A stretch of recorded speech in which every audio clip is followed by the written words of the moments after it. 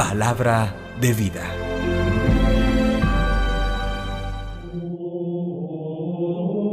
Lectura del Santo Evangelio según San Marcos, capítulo 5, versículos 21 al 24, versículo 35b al 43. En aquel tiempo, Jesús atravesó de nuevo en barca a la otra orilla. Se le reunió mucha gente a su alrededor y se quedó junto al lago. Se acercó un jefe de la sinagoga que se llamaba Jairo, y al verlo se echó a sus pies, rogándole con insistencia: «Mi niña está en las últimas. Ven, pon las manos sobre ella para que se cure y viva». Jesús se fue con él, acompañado de mucha gente.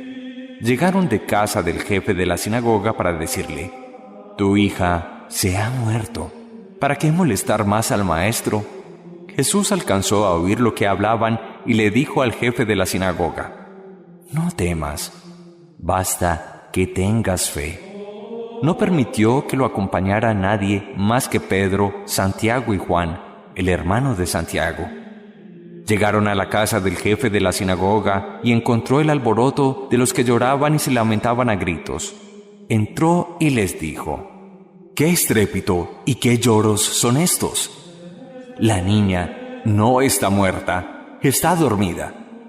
Se reían de él, pero él los echó fuera a todos, y con el padre y la madre de la niña y sus acompañantes entró donde estaba la niña. La cogió de la mano y le dijo: «Talita cumi», que significa: «Contigo hablo, niña, levántate». La niña se puso en pie inmediatamente y echó a andar. Tenía 12 años, y se quedaron viendo visiones. Les insistió en que nadie se enterara y les dijo que dieran de comer a la niña. Palabra del Señor. Gloria a ti, Señor Jesús.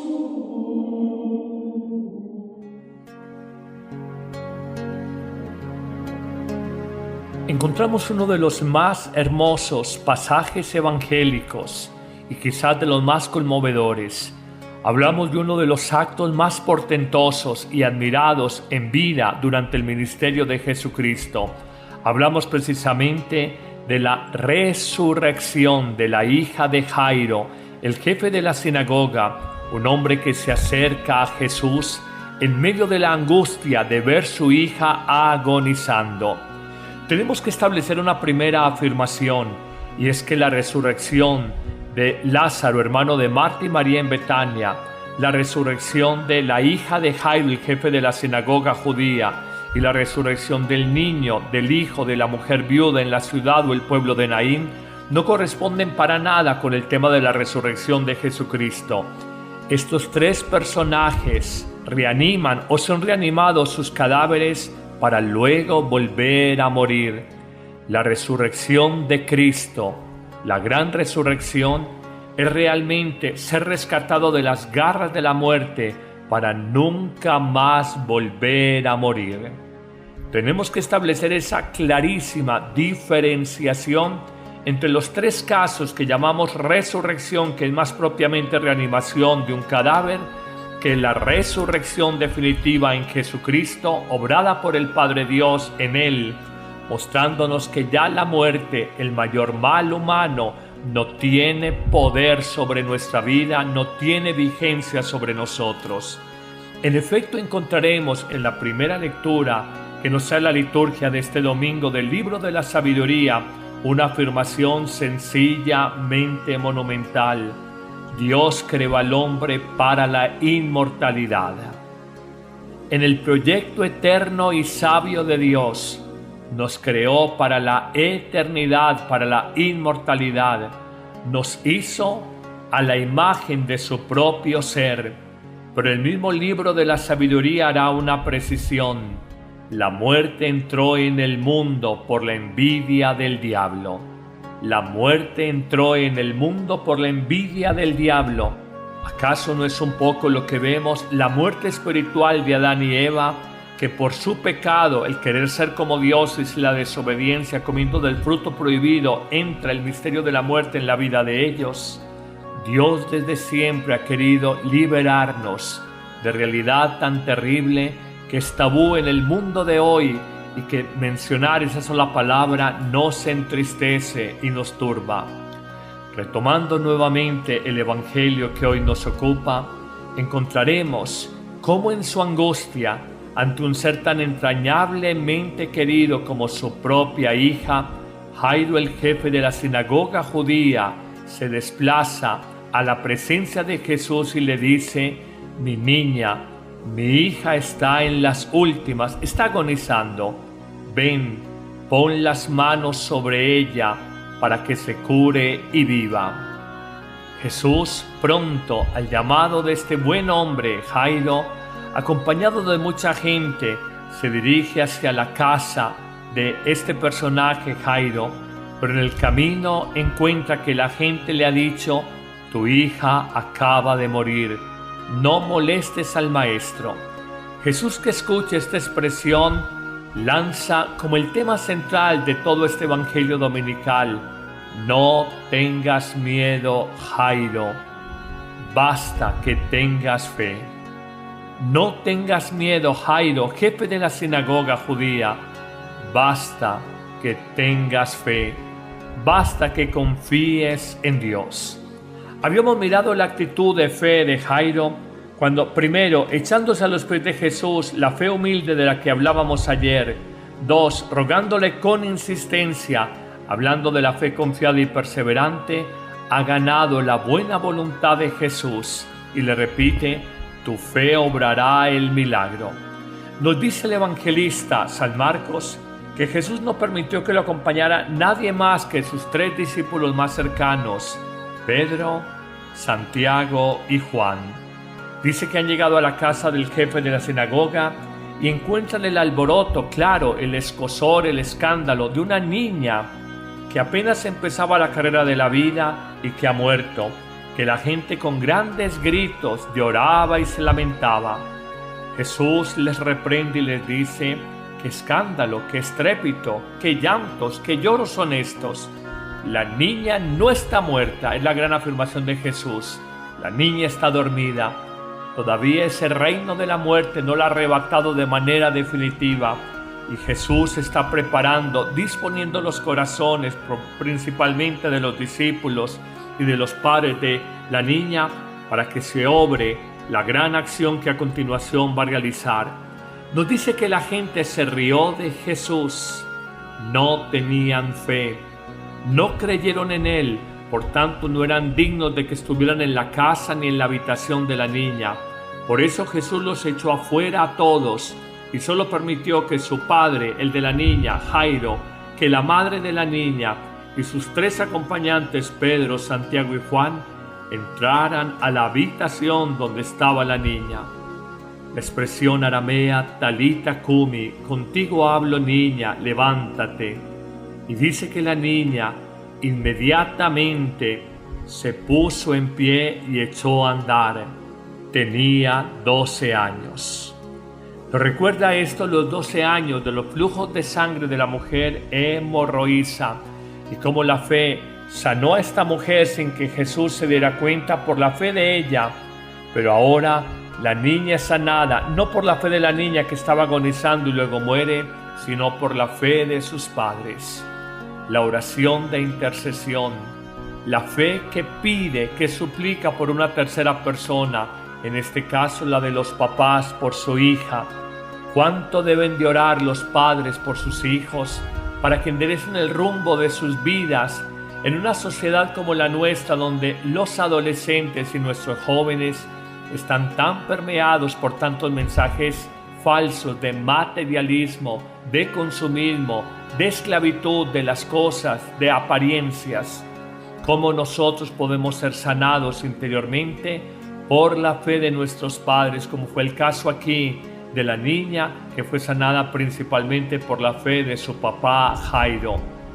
Nos dice luego que todos se quedaron como aterrados y Jesús insistió que no dijeran nada a nadie. Podemos sacar 3 hermosas enseñanzas. La primera: el ser humano solo es fuerte desde su fe, su confianza, su esperanza en Dios. Nuestra fuerza no es nuestro dinero, En el caso de una hija agonizando de muy poco nos sirve. Nuestra fuerza no es nuestro conocimiento intelectual, nuestras capacidades, nuestra inteligencia, nuestros carismas, nuestras destrezas. Nuestra fuerza no estriba en nuestras relaciones sociales, humanas, políticas. Nuestra fe no está en que en una empresa determinada me apoyen mucho profesionalmente. Nuestra fe solo se construye desde Dios. Nuestra fuerza solo se apoya en Dios. Pidamos esa gracia como Jairo, que no buscó de pronto a los sumos sacerdotes, al Sanedrín judío, que no buscó más médicos, buscó solamente a Dios, y su fe se vio premiada, su fe se vio reconocida. La fuerza de que su hija podía curar se vio reivindicada por su confianza en Jesucristo, el Hijo de Dios. Una segunda conclusión que pudiéramos sacar, queridos amigos, es que la fe es capaz de sanar todo tipo de dolencias. Lo mirábamos ayer en el caso del centurión romano, lo miramos hoy con la niña que estaba agonizando, lo miramos en el caso de muchos enfermos, ciegos, sordos, paralíticos, leprosos, tullidos, que Jesús sana físicamente, pero también la fe sana espiritual, psíquicamente, cuando hablan de los endemoniados. La fe es por excelencia una fuerza sanadora, y son repetidos los episodios evangélicos donde Jesús señala: por tu fe has sido sanado, por tu fe has sido curado. Pienso que en nuestro mundo habrían más sanaciones de cánceres terribles, que en nuestro mundo habrían más curaciones de depresiones dolorosas, que en nuestro mundo habrían más liberaciones interiores de adicciones al alcoholismo, a las drogas, a los casinos, si tuviéramos una fe más fuerte. Pero creemos más en nuestra tecnología, en nuestra ciencia, en nuestro bolsillo, en nuestras capacidades, que creer en Dios. Tercera y última conclusión: la fe da vida. La fe renueva la vida. La fe restituye la vida. Miramos en un episodio sonadísimo, comentadísimo, que llenó de estupor y asombro a muchos en su tiempo, cómo la fe es la única capaz de volvernos a levantar cuando nos sentimos muertos en vida. Hoy creemos esas palabras del libro de la sabiduría, que está contenido en la primera lectura que nos presenta la liturgia de este domingo. Dios creó al hombre para la inmortalidad y lo hizo a imagen de su propio ser, pero la muerte entró en el mundo por la envidia del diablo. Dios no hizo la muerte, nos dirá también el libro de la sabiduría hoy, ni se goza, ni se recrea, ni disfruta destruyendo a los vivos, porque Dios es la vida suprema y disfruta que tengamos vida abundante. De hecho, la gran promesa de Jesús. Por eso, y unidos al salmista, clamemos a Dios diciendo: te ensalzaré, Señor, porque me has librado, hablando precisamente del mal de la muerte generado por el pecado en la vida personal. Te ensalzaré, Señor, porque me has librado y no has dejado que mis enemigos se rían de mí. Señor, sacaste mi vida del abismo, me hiciste revivir cuando bajaba a la fosa. Toquen para el Señor fieles suyos, den gracias a su nombre santo. Su cólera dura un instante, su bondad de por vida. Al atardecer nos visita el llanto, por la mañana el júbilo. Y terminará el salmista diciendo: escucha, Señor, y ten piedad de mí. Señor, socórreme. Cambiaste mi luto en danzas. Señor Dios mío, te daré gracias por siempre. Que el Señor te bendiga abundantemente en este día, en el nombre del Padre, y del Hijo, y del Espíritu Santo. Amén. Sintonízanos en tu móvil o tablet con la aplicación TuneIn como Amén Radio.